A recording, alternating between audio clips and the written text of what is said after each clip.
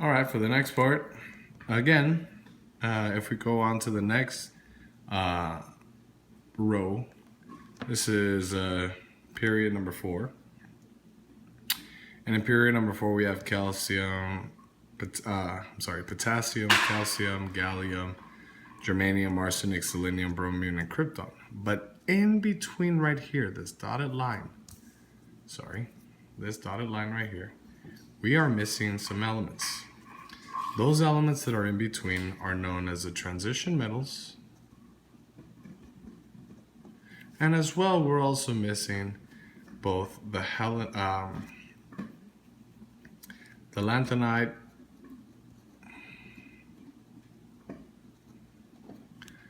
and actinide series. But most importantly, these two we're going to look at. Why? Because it's going to greatly affect. It's going to greatly affect what's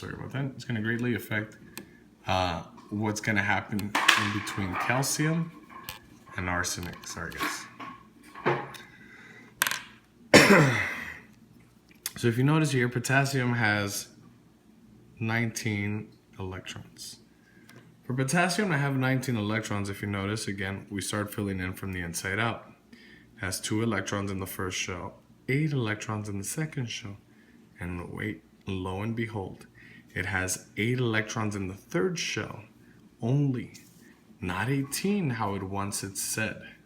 Okay, now this one of the reasons why, and I'll explain to you in a bit, is because of what happens after calcium. And then lastly, it has 1 electron in the outer shell. Now, why do we have to split up, and how come we can't just put 9 electrons in the third shell? Well, you have 4 shells.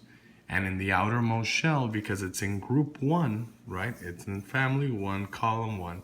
One thing that they all have in common is that they all have the same number of valence electrons in the outer shell.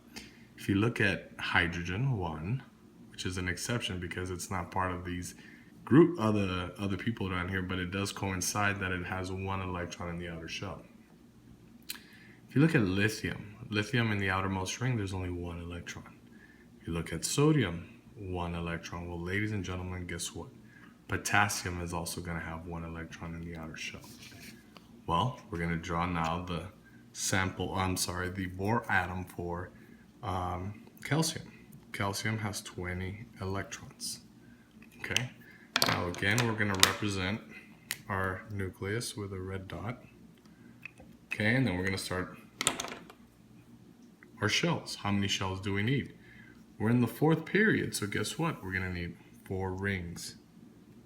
1, 2, 3, and 4. Again, we only have 20 electrons to fit. We have to start with the first shell. How many electrons does the first shell have? 2. So 1 and 2. Second shell, we can fit 8.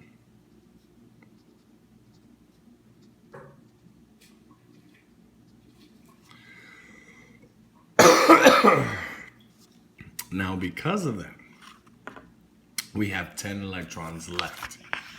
Now, with those 10 electrons left, right, we can either put them all in the third shell, but of course, what did we say? We cannot put them all in the third shell because you need 2 in the outer shell. Why do we need 2 for calcium?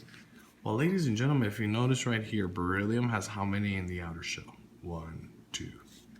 Look at magnesium. 1, 2. Okay? And so therefore, calcium, because it's in the same group as these other ones, it needs 2 electrons in the outer shell. So therefore, where do we put the rest? We put them in the third shell, which is 8 electrons as well. Okay?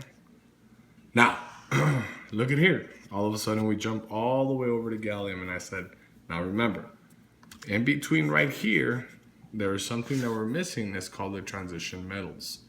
Now, the transition metals, the first row transition metals, that is still considered to be part of the third shell.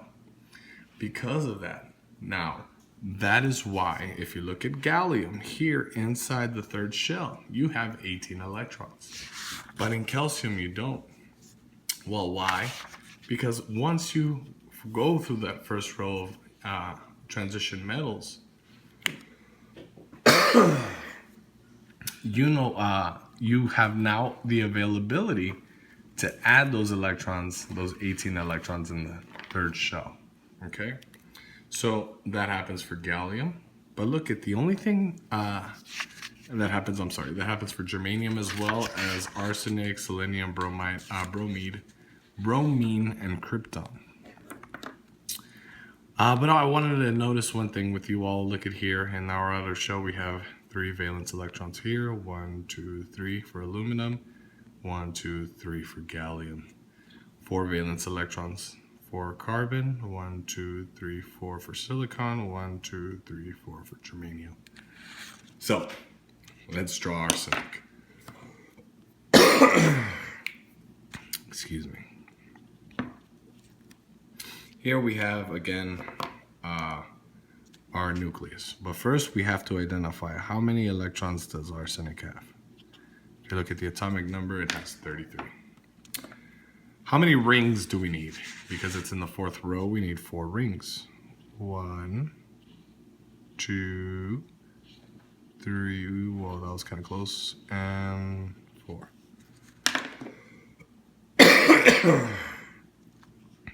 Well, in the first shell, we need 2. Second shell, we need 8.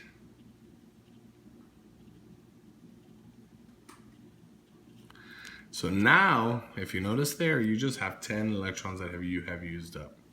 You still have 23 electrons left over. So that means you still have 18 that you can use in the third shell, right? 1, 2, 3, 4, 5, 6, 7, 8, 9, 10, 11, 12, 13, 14, 15, 16, 17, and 18.